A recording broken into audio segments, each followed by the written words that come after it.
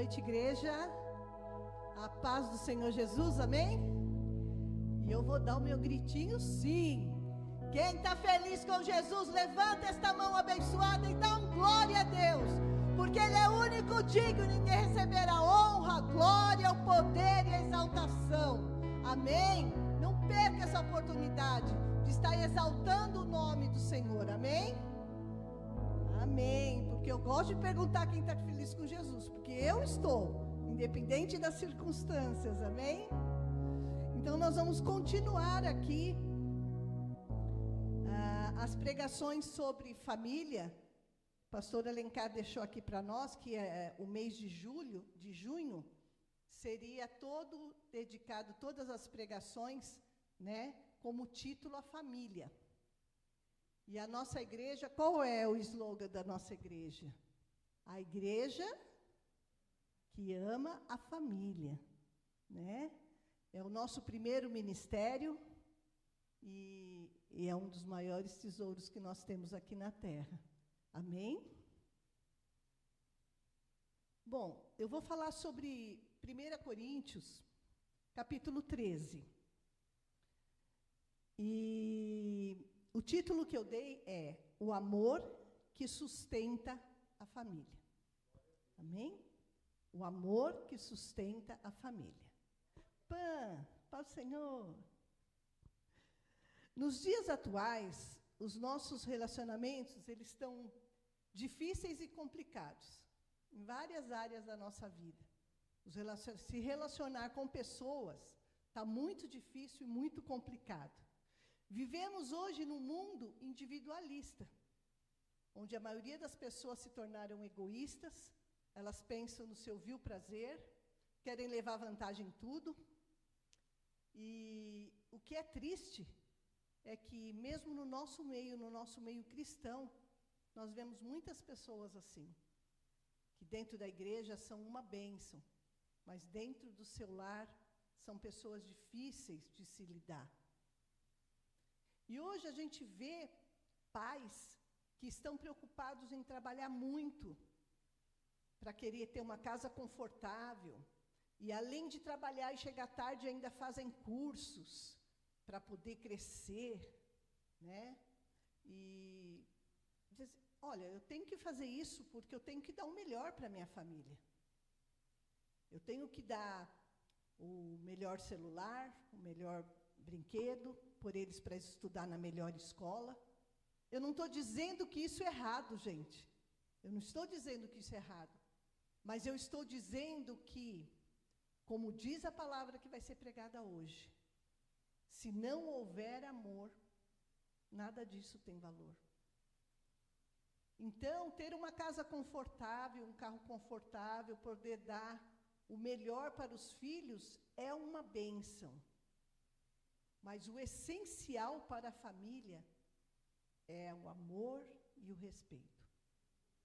E isso nós não podemos esquecer. Porque quando a gente trabalha demais para crescer, estuda demais para galgar um cargo melhor, maior, muitas vezes a gente se torna um egoísta dentro de casa. Muitas vezes a gente se torna uma pessoa que está sempre cansada para os filhos, está sempre cansado para a esposa. Na igreja, no trabalho, são uma bênção, mas quando chega em casa está sempre irritado, né? E isso está acabando com muitos relacionamentos dentro da família. Infelizmente, porque a pessoa tem horário para ir para a academia, tem horário para trabalhar, tem horário para estudar, para jogar bola, para jogar vôlei, para fazer isso e aquilo, mas esquecem da família e esquecem também da obra do Senhor, de servir ao Senhor. E uma família, para ela estar estruturada, o alicerce dela tem que ser o amor de Deus. Porque senão é tudo em vão. Nós vamos ler daqui a pouco aqui a palavra e nós vamos ver o que realmente é. E eu queria falar sobre o relacionamento, porque eu penso que nós precisamos exercitar muitas coisas que estão perdidas através do tempo. que as pessoas estão achando que são esquecidas, perdidas, não têm valor, são desnecessárias, né? E isso também atrapalha muito a gente dentro da família. Porque o pai, ele é o pai, ele pode ser o amigo, mas ele é o pai, e o filho é o filho, e a mãe é a mãe, e o irmão é o irmão, né? E muitas vezes é uma troca. Hoje nós vemos filhos que chamam os pais pelo nome. Hoje está muito natural ver criança pequena. Não chama de papai, mamãe. E aí, Josias? E aí, Rosana? E é muito esquisito isso. Né? Às vezes se trocam os papéis. A gente vê uma criança mal educada falando para o pai, cala a boca. Você não sabe nada. Os papéis estão sendo trocados, porque os filhos, eles não estão sendo educados no temor do Senhor. E aí, o que diz o dicionário que é o relacionamento? É uma ligação, uma conexão, uma convivência entre duas ou mais pessoas, baseada na comunicação, nos sentimentos e nos interesses. Mas a palavra de Deus nos diz que relacionamento é viver em amor, em respeito, em comunhão, em compromisso, seguindo os princípios de Deus. E nós que somos cristãos, nós temos que pautar o nosso relacionamento no que diz a palavra de Deus. A palavra de Deus diz que é viver em amor, em respeito, em comunhão, em compromisso, seguindo os princípios de Deus. Lá em Timóteo 3,12, nos diz, Timóteo 3,12, vou ler aqui. Nos últimos dias sobrevirão tempos trabalhosos, porque haverá homens amantes de si mesmo, avarentos, presunçosos, soberbos, blasfemos, desobedientes aos pais, ingratos e profanos. A palavra já está dizendo o que está acontecendo hoje. E quando se fala de relacionamento, não é só o relacionamento do lar, é o seu relacionamento dentro da igreja, seu relacionamento na sua faculdade, seu relacionamento no seu trabalho, no meio dos seus familiares, na sua vizinhança. Nós temos que exercitar esse amor, esse respeito, essa comunhão, esse compromisso, porque senão nós vamos nos tornar o que está dizendo aqui em Timóteo. Vamos nos tornar amantes de nós mesmos, ou pessoas avarentas, presunçosas, soberbas, porque nós não estamos pautados no que diz a palavra de Deus. E temos que ter relacionamentos saudáveis em todas as áreas da nossa vida. Mas o relacionamento que nós devemos priorizar é o nosso relacionamento entre nós e Deus. Essa é a nossa prioridade. O nosso relacionamento entre nós e Deus. Depois, entre nós e a família. E quando nós nos relacionamos bem com Deus, nós somos obedientes a Ele, segundo os seus ensinamentos, as suas palavras, certamente a gente vai levar isso para dentro do nosso lar. Em Colossenses 3, 12 e 14 diz que os relacionamentos devem ser marcados por amor, por honra, por perdão e por cuidado mútuo. Então a gente tem que exercitar essas coisas que nos ensina a palavra. Essa palavra aqui, ela é viva e é eficaz para a nossa vida. Se nós procurarmos aqui, temos respostas para tudo e ensinamentos para tudo. Para melhorar o nosso relacionamento com Deus, para melhorar o nosso relacionamento com a família, para com os familiares, para com o trabalho, para com na igreja, para com o nosso estudo, a nossa vizinhança. Para que tudo se vá bem para nós. E não só nos dias bons, mas nos dias maus também. A presença de Jesus, ela transforma relacionamentos, restaura corações, e ela fortalece laços familiares. A presença de Jesus na nossa vida traz grandes transformações. A gente passa por muita coisa na vida, mas o amor dele, ele pode restaurar, ele pode curar, ele pode fortalecer. Grande parte dos problemas dos lares hoje, né, é a falta de amor, é a falta de respeito. Lares estão sendo destruídos por falta de amor, por falta de respeito. Está havendo aí o famoso feminicídio.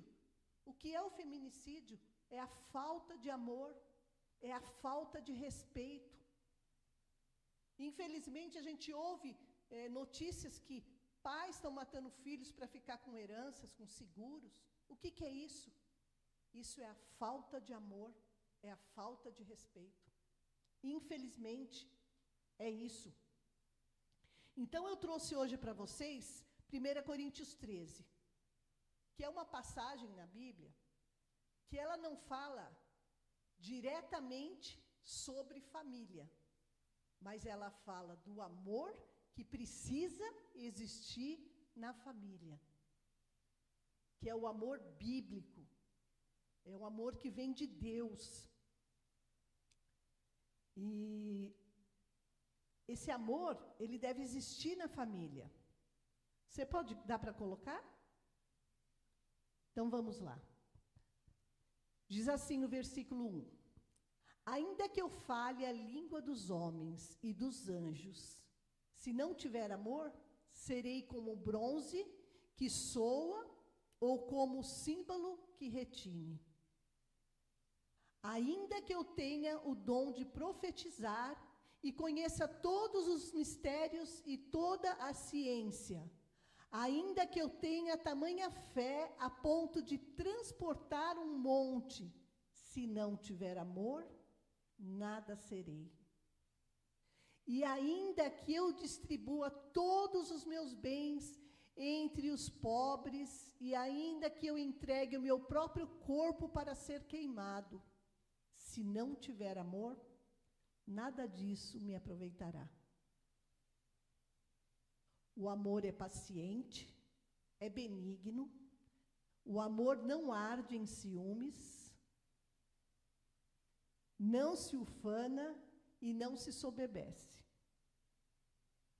Não se conduz inconvenientemente, não procura os seus interesses, não se exaspera, não se ressente do mal. Não se alegra com a injustiça, mas regozija-se com a verdade. Tudo sofre, tudo crê, tudo espera, tudo suporta. Amém? Até aqui por enquanto. Aqui a gente vê Paulo, ele está escrevendo para Corinto. Uma cidade que era rica, era influente, mas nesse lugar era marcado pela imoralidade e pelo paganismo.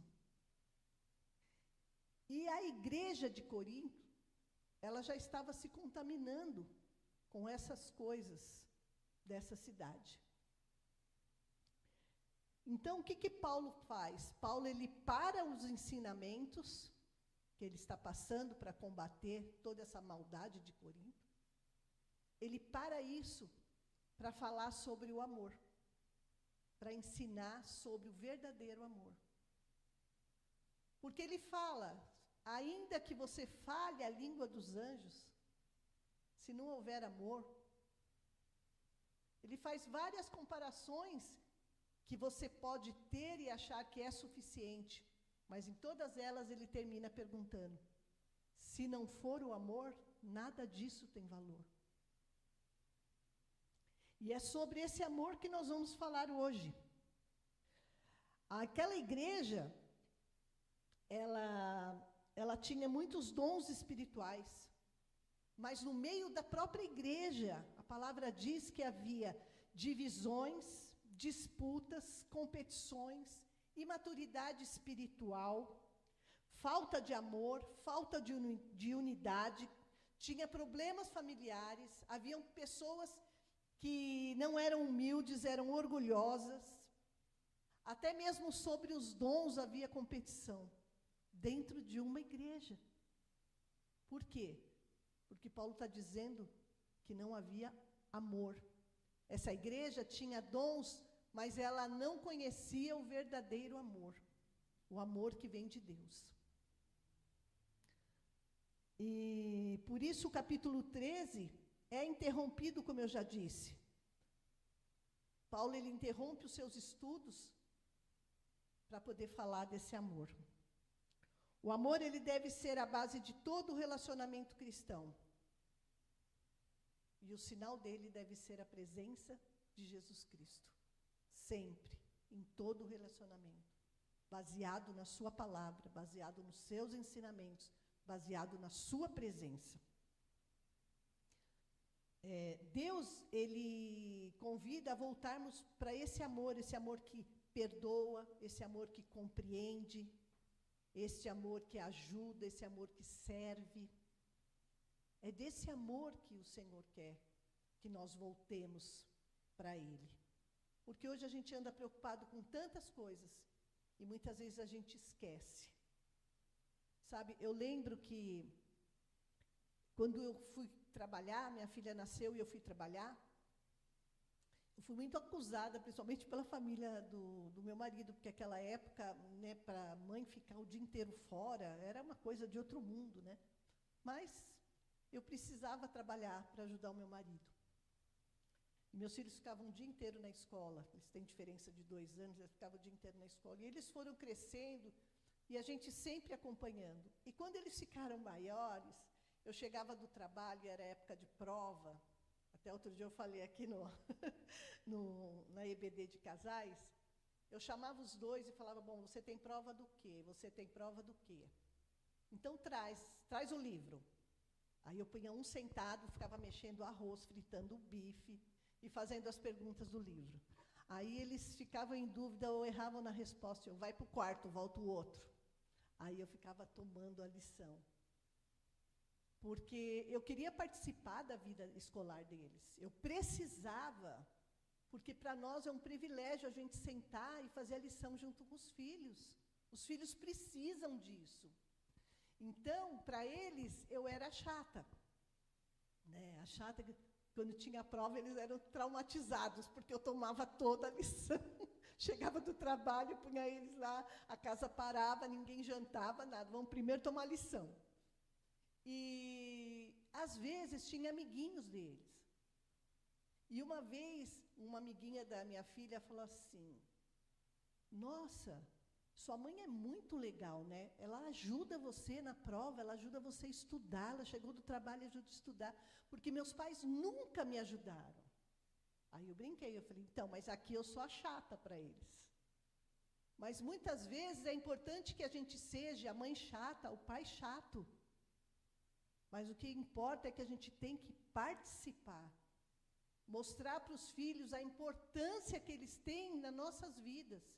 Que nós precisamos muitas vezes trabalhar sim, eu não estou dizendo que buscar conhecimento, buscar coisas mais confortáveis para casa, para os filhos, para a família é errado. Não é isso que eu estou dizendo. Eu estou dizendo que os pais eles não podem ser egoístas a ponto de prejudicar o andamento do lar, de prejudicar a educação dos filhos por egoísmo.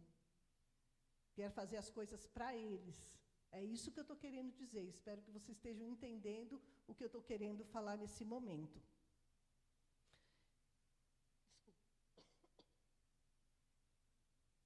Então, nós vivemos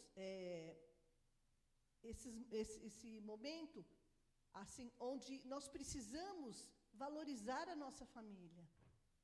A nossa presença ser importante na família. Porque os filhos, eles são imitadores dos pais, principalmente quando são crianças. Então, às vezes, os filhos eles têm uma reação porque eles já viram em casa. Eu vi um relato de uma pessoa que ela descobriu que a filha pequena estava sendo maltratada na escola, porque ela foi brincar de escolinha com a filha, foi uma estratégia que ela arrumou, Ela falou, só que eu sou aluna e você é a professora, então você vai me dar aula. E essa criança começou a gritar, a falar maus palavras, mas por que você está falando assim comigo? Porque eu sou a professora, e a minha professora fala assim, eu também falo. Criança é imitadora, então a gente tem que ter muito cuidado dentro da nossa casa. Porque eles estão ali observando, e quando você dá a oportunidade, eles querem imitar. Então, nós temos que ser o exemplo, né? E o amor de hoje, muitos usam esse amor como se fosse um amor descartável, um amor conveniente, né? Chegam até a confundir o amor com a paixão. Que a paixão, né, eu falo que é como um vendaval, né? Você vê ele lá, um furacão, lá de longe ele vem com aquela força toda, aquela paixão, mas depois ele vai perdendo a força. E o amor não, o amor tem que ser pautado. O amor tem que estar no alicerce. Ele não é passageiro. E aqui Paulo ele começa dizendo que o amor é paciente. E paciência faz parte do fruto do Espírito, né? Ser paciente é saber esperar, é saber compreender, é saber suportar, tolerar e lidar com limitações um dos outros, com as diferenças um dos outros. Nós precisamos respeitar as limitações dos nossos cônjuges. Nós precisamos respeitar a limitação dos nossos pais, que às vezes tem uma diferença muito grande dos filhos, então tiveram um estudo, uma educação diferente dos dias de hoje. Nós precisamos ter paciência dentro da nossa casa com quem nós amamos, porque o Senhor, Ele tem paciência conosco. Nós erramos e Ele tem paciência conosco. Nós precisamos ter paciência com as limitações dos nossos filhos. Muitas vezes eles têm limitações e nós não temos paciência. Nós precisamos ter paciência com os nossos avós, com os nossos pais, porque eles tiveram paciência conosco quando nós fomos crianças. E hoje muitos deles chegam numa certa idade, passam por uma demência, por um Alzheimer. E nós não temos paciência de ouvir nem eles repetirem alguma coisa mais de uma vez. Mas o Senhor pede que se nós amamos, nós temos que ser pacientes. Porque a paciência ela é necessária. Não existe ninguém perfeito. Pai erra, mãe erra, filho erra, irmão erra, avó erra, né? Todos erram. Nós não somos perfeitos. Então, nós precisamos exercitar a paciência. É muito importante. Paulo, ele diz aqui que o amor, ele é paciente. Deus é paciente conosco e nós temos que ser paciente com quem nós amamos. Efésios 4:32 diz assim: sejam completamente humildes e dóceis, e sejam pacientes, suportando uns aos outros. Nós precisamos respeitar e suportar uns aos outros. Muitas vezes, o pai, ele chega em casa, passou por uma reunião difícil no trabalho, muitos ainda pegaram condução cheia, pegaram um trânsito, chegam em casa nervoso. E a esposa está ali no seu dia a dia, não tem paciência. Às vezes o marido chega em casa e a mulher passou um dia difícil, lavou muita roupa, passou muita roupa. O filho está resfriado, o outro tem prova. E o marido chega em casa e não tem paciência com a esposa. Mas a palavra diz que o amor, ele tem que ser paciente. E isso é tão importante que ele faz parte do fruto do Espírito. Depois, ele diz que o amor é bondoso. aqui a gente vê mais uma parte do fruto do Espírito, que é a bondade. O que é a bondade? A bondade é o amor em ação. Não basta viver dizendo, eu te amo, eu te amo. Se você não faz nada de bondade para essa pessoa. Não basta falar eu te amo, você precisa agir. É o amor em ação a bondade. Não só dentro da nossa casa, como fora da nossa casa também. Jesus, ele demonstrou o amor através da compaixão, do servir, do cuidado. Ele mostrou esse amor bondoso para conosco. Jesus, ele acolhia as pessoas, ele ensinava as pessoas, ele curava, ele servia as pessoas. E isso é a bondade, isso é o amor em ação. Muitas vezes, um pequeno ato de bondade, ele pode curar, ele pode acalentar, um abraço, um afeto, um acolhimento. Esse é o amor bondoso. Esse é o amor em ação, é a bondade. Uma palavra de incentivo. Hoje, dentro da nossa casa, não é só incentivar os filhos. Às vezes, o pai precisa de um incentivo. Não conseguiu fechar esse negócio, não foi bem na reunião. Vamos orar. Estamos juntos. Esse mês o dinheiro não vai dar, nós vamos ter que apertar. Estamos juntos. Onde eu posso te ajudar? O que eu posso fazer para te ajudar? Isso é o amor em ação. Esse é o amor bondoso. 1 João 3,18 diz assim: filhinhos, não amemos de palavras, nem de língua, mas por obras e em verdade.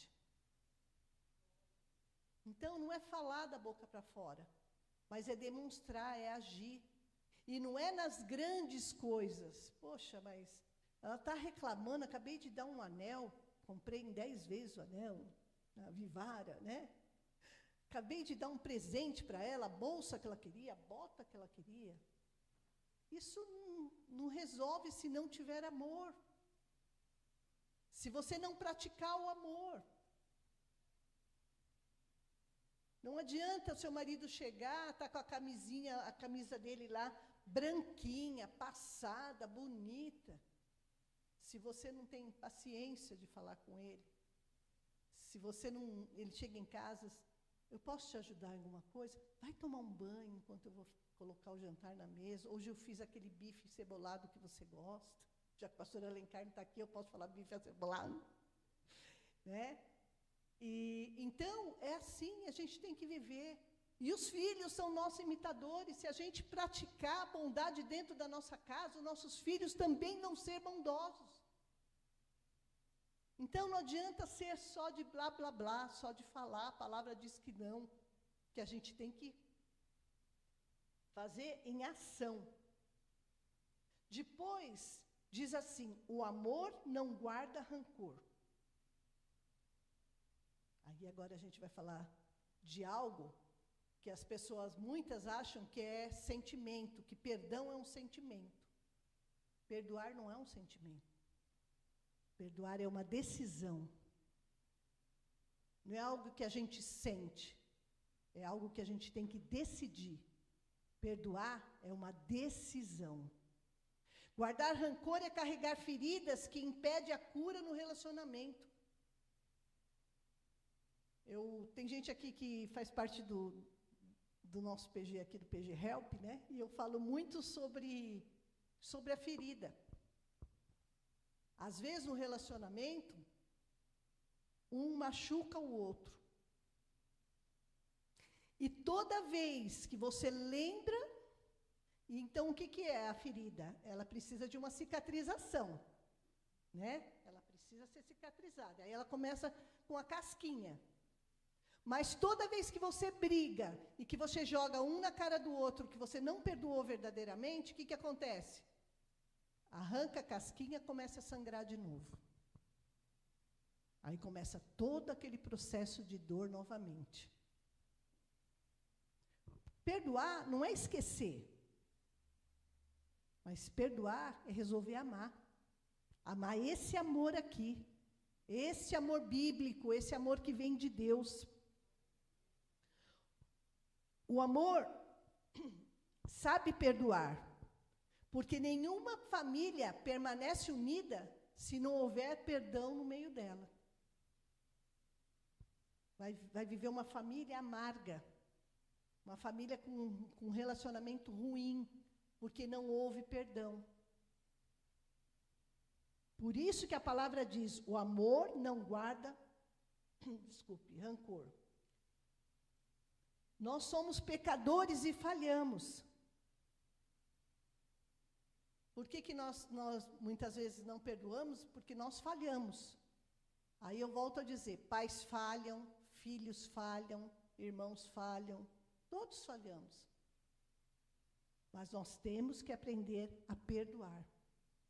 Porque o amor, ele não guarda rancor. Você não pode dizer que ama uma pessoa se você tiver alguma coisa negativa presa a ela.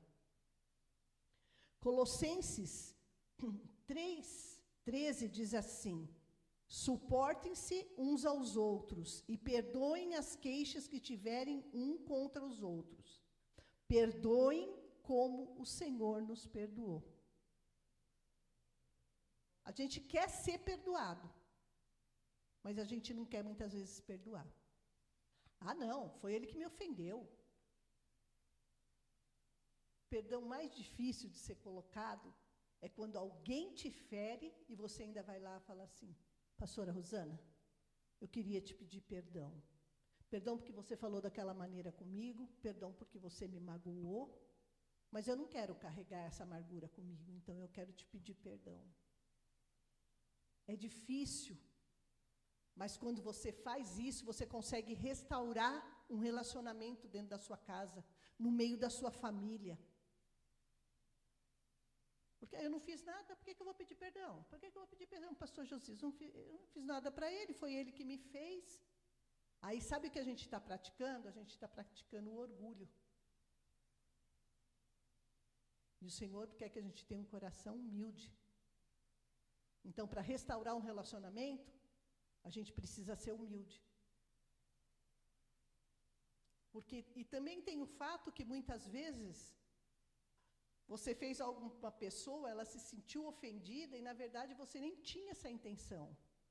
Então, às vezes a pessoa vem te pedir perdão por uma coisa que você nem sabe que você tinha feito. Então, a gente tem que prestar muita atenção nessas coisas. O amor, ele não guarda rancor. Amém? Tá acabando, tá bom? Por fim, ele diz assim, o amor tudo sofre, tudo crê, tudo espera, tudo suporta. Mas isso não significa que a gente tem que aceitar o desrespeito, o abuso ou a injustiça. Dizer que o amor tudo sofre, tudo crê, tudo espera e tudo suporta, não quer dizer que a gente vai ter que engolir abusos, injustiças, falta de respeito, não. Mas devemos permanecer firmes e lutando, mesmo nos momentos de dores e de dificuldade. Porque o amor ele é perseverante. A gente tem que continuar tentando, a gente não pode desistir. Então, a gente tem que exercitar o amor. Devemos permanecer orando, mesmo quando as respostas não vêm. Quando ele diz aqui, tudo sofre, tudo crê. Nós temos que crer, mesmo quando a gente não vê as coisas acontecendo. Nós temos que crer. Nós temos que praticar esse amor com perseverança. Em 1 Coríntios 13:8 diz que o amor jamais acaba. O amor não acaba, o amor verdadeiro não acaba. Você pode passar por crises, mas se você for paciente, se você não guardar rancor, se você sofrer, mas superar, ele volta a ser fortalecido, ele volta a ser restaurado. A família que ora unida, permanece unida, vence unida, independente das circunstâncias. Orar junto em momentos de alegria, de gratidão, agradecer, mas em momentos difíceis também. Nós precisamos fazer isso para que a nossa família fique em pé. Nós precisamos saber esperar o milagre no tempo do Senhor, da maneira dele. Nós precisamos suportar uns aos outros. O amor tudo suporta. Famílias fortes não são famílias que não têm problemas. Famílias fortes são aquelas que passam os problemas unidos, que lutam pela mesma questão, para ter um lar abençoado, um lar saudável. Porque não existe família perfeita. Todas as famílias passam por dificuldades, passam por dores, passam por problemas. Mas quando a gente passa unido, parece que dói menos. Eu não sei vocês, mas parece que dói menos, né? Porque essa dor ela é compartilhada com as pessoas que a gente ama.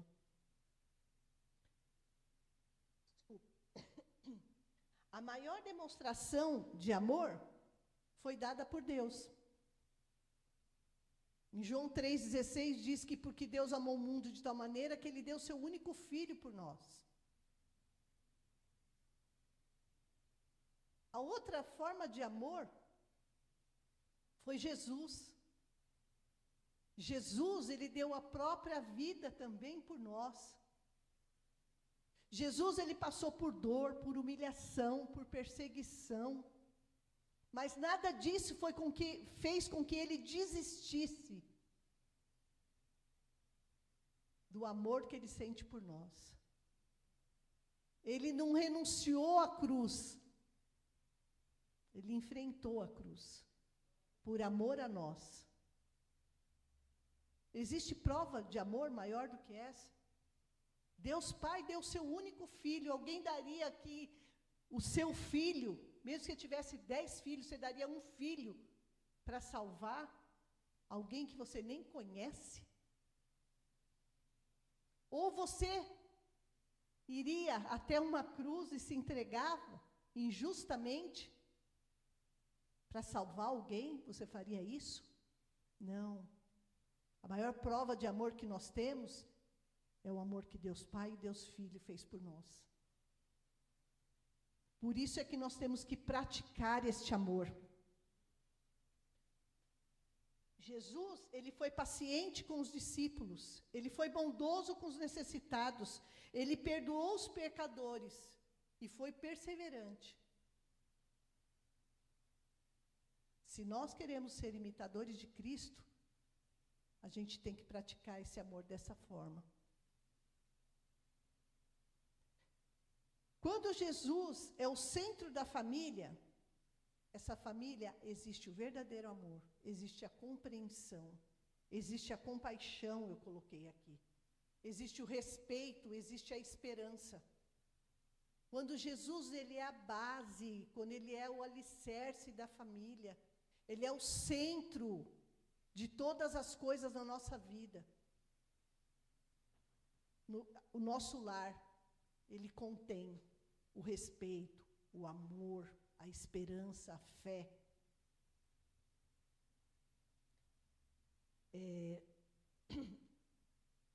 E nós precisamos praticar a paciência, a bondade, o perdão. Tornar o nosso lar um lugar de comunhão, um lugar onde pode haver cura, um lugar onde tem acolhimento, um lugar onde tem a paz que excede todo o entendimento, um lugar onde há crescimento. Eu não sei vocês, mas eu já vi gente que sai do trabalho, vai para um bar, vai para a casa do amigo, vai fazer qualquer outra coisa porque não quer ir para casa. A casa não tem amor, não encontra paz dentro de casa, não encontra um acolhimento dentro de casa, não encontra amor dentro de casa. Nós precisamos, cada dia mais, buscar. Não existe família perfeita, mas a nossa família ela pode ser transformada pelo amor de Jesus Cristo. Famílias que não têm essa paz, que não têm esse amor, que não têm esse entendimento, elas podem ser transformadas pelo amor de Jesus Cristo. Colossenses 3,14 diz: acima de tudo, porém, revistam-se do amor, que é o elo perfeito. O amor é o elo perfeito. Não adianta você ter um bom trabalho, você ter os filhos lindos, você morar em casa própria, você ter um bom carro, seus filhos estudarem em escola particulares. Não adianta se não houver o amor. Não adianta se não houver a paciência. Não adianta se não houver a bondade. Nós precisamos parar para pensar nisso. Se tem alguma coisa de errado no meio da sua casa, da sua família, o que está faltando? O que está faltando? Atenção? É o respeito? É o amor? É a bondade? O que é que está faltando? Vai buscar em Deus o que está faltando, que certamente a sua família ela vai ser restaurada. A palavra de Deus nos ensina que o amor é paciente, é bondoso, é perseverante. E que este amor não é apenas um sentimento humano, mas ele nasce do coração de Deus. Não, amor não é simplesmente um sentimento humano. Ele nasce do coração de Deus. Dá para vocês entenderem isso? É o ensinamento. Não adianta, gente, falar que ama da boca para fora, se você não pôr esse amor em ação, se você não praticar esse amor, se você não perdoar, se você não suportar, se não houver fé, nada disso adianta. Talvez hoje aqui possam existir relacionamentos que estão feridos, famílias com relacionamentos feridos, famílias machucadas, corações cansados. Muitos aqui podem estar pensando naquela pessoa da família, como eu estou pensando, que ainda não foram alcançadas pelo amor de Jesus, né? Ainda não levantaram a sua mãozinha para ser alcançada. Muitos outros já foram, mas desistiram no meio do caminho. Como é difícil. Nós que temos a nossa esperança na salvação, nesse amor de Cristo Jesus por nós. Mas eu vou dizer uma coisa para vocês, não desistam. Não desistam de orar pelas pessoas que vocês amam. Porque em Deus, em Jesus Cristo, há esperança para mim e há esperança para você. Não desistam da sua família. Não desistam de exercitar esse amor que é tão importante, que Paulo ele escreve aqui em 1 Coríntios 13. O amor de Deus, ele cura o que foi ferido, restaura o que foi quebrado, liberta os ressentimentos e transforma histórias.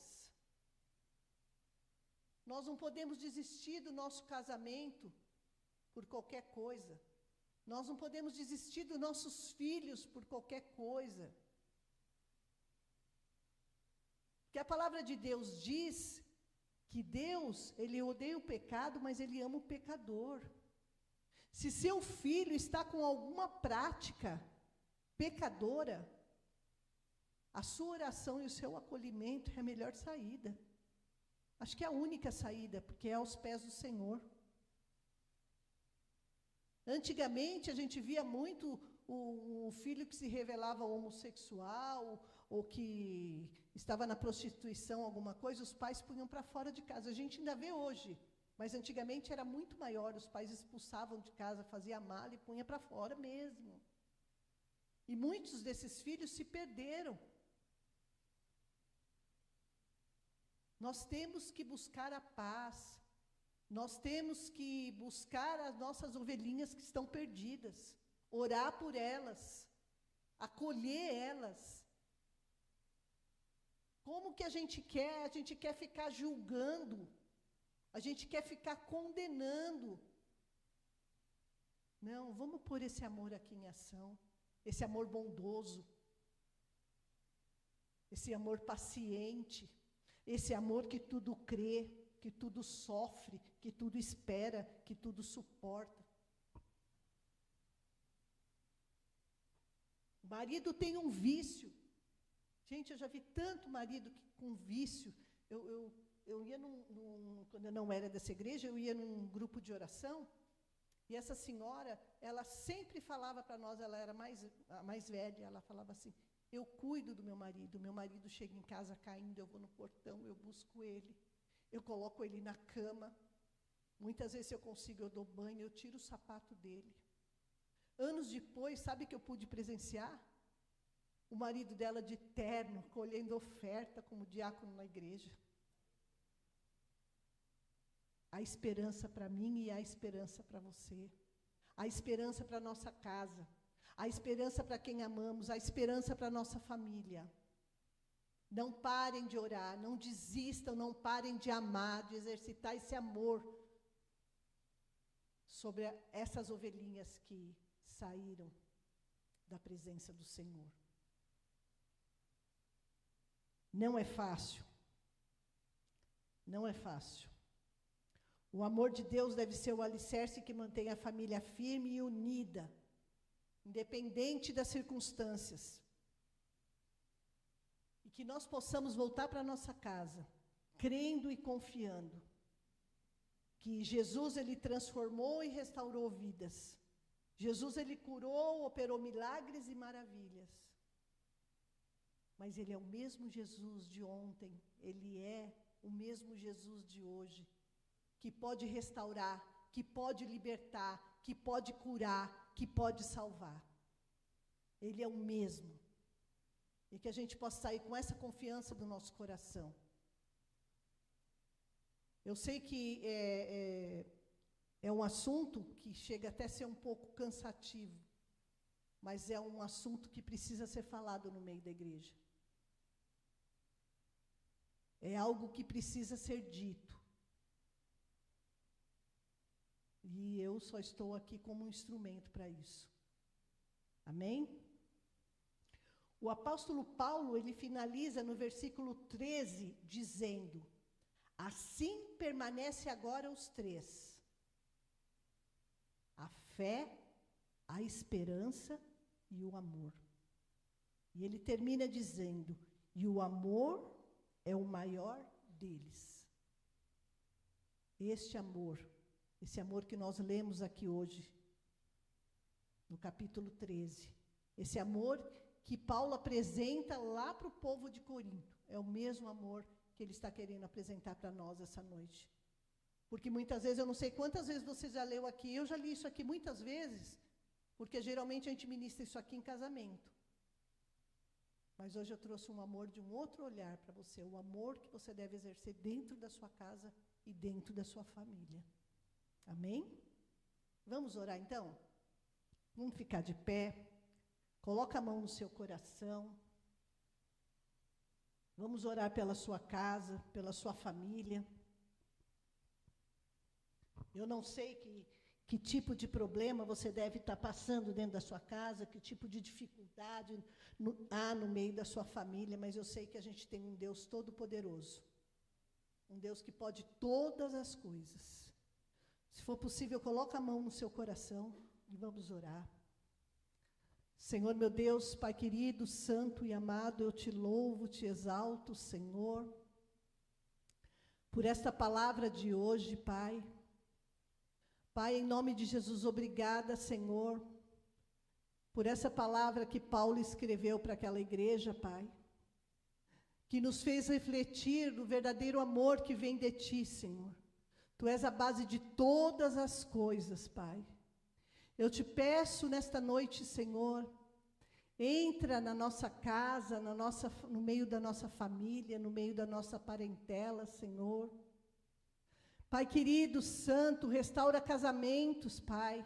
Restaura relacionamentos, Jesus. Traz cura, Senhor. Cura física, cura emocional, Senhor. Pai, em nome de Jesus, abençoa, Senhor, os pais, as mães, Senhor. Dá da tua graça, dá sabedoria para educar os seus filhos, Senhor. Pai, em nome de Jesus, venha abençoar, Senhor amado, os filhos, os netos, Senhor. Guardar, Senhor. Livrar de todo o mal, Pai, deste mundo, Senhor. Em nome de Jesus, Pai. Como diz a tua palavra, Senhor, que nós possamos declarar nesta noite: eu e a minha casa serviremos ao Senhor. Nos ajuda, Senhor. Nos ajuda, Senhor, a amar. Nos ajuda a respeitar, Senhor. Não nos deixa desistir, meu Deus. Guarda a nossa casa. Guarda a nossa família. É o que nós te pedimos nesta noite. No nome que está acima de todos os nomes, o nome de Jesus. E a igreja diga amém. Obrigada pela oportunidade. Deus abençoe a família de cada um. Amém?